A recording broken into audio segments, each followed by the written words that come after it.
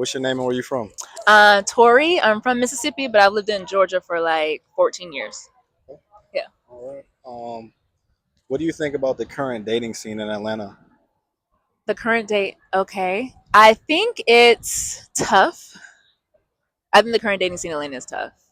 I think that if you're, for like, we're on the Beltline right now, so if you're like in the Atlanta area, I feel like there's lots of options.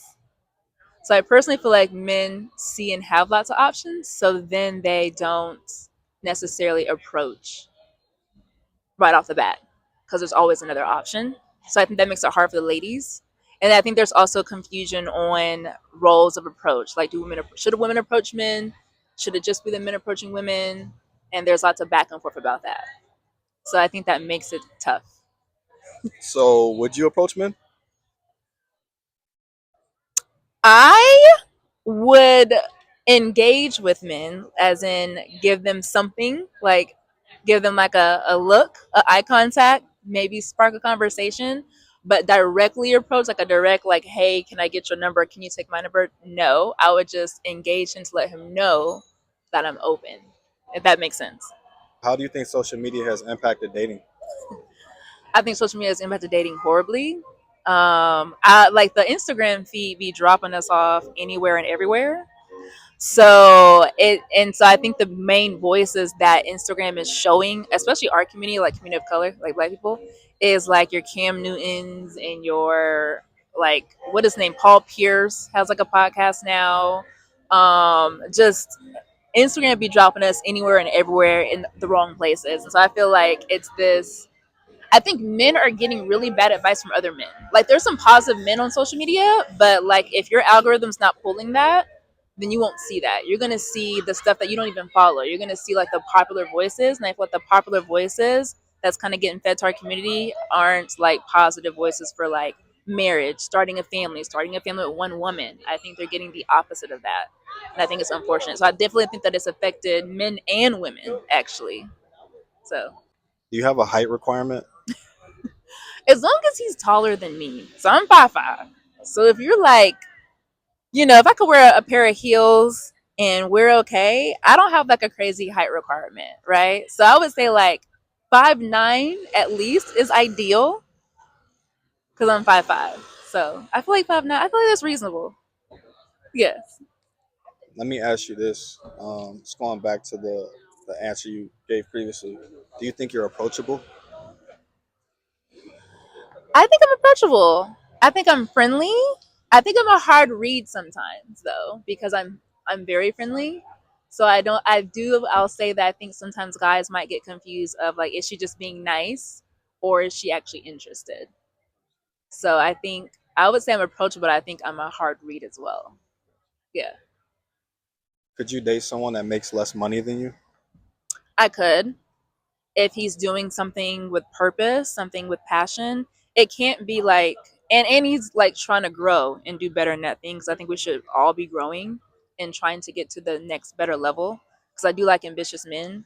So I could date somebody that makes less, but they have to be sustaining their income. Like they have to be like managing their finances well, being responsible financially. Because when two come together and y'all put y'all's income together, then you can do a lot more. So even if he's making a little less, you can still do more. So yeah. What is something you wish men understood about women?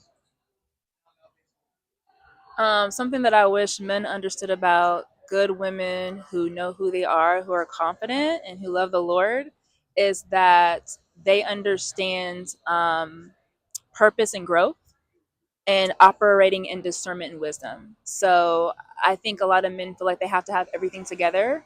They have to have like their finances exactly where it needs to be, or they need to be making this certain amount of money or look a certain way. But if you're going for the woman that I just described, she's going to understand and see you where you're at and also see where you're going. And so you don't always have to be there. And I think that men misunderstand that there's a lot of women that know that doing things together, you achieve more. There's a lot of women that know that like growth happens over time and they're willing to walk out that journey with men. And that we actually can see that in men. Like we can see an ambitious man and know where he's going and get behind that. So I think a lot of men are hearing again the social media stuff that we talked about earlier, and they're missing that there's a lot of women who understand that and that you can approach the girl where you're at now, and if she's supposed to be your wife or your potential partner, then it'll work out. So where do these men find these women? At church.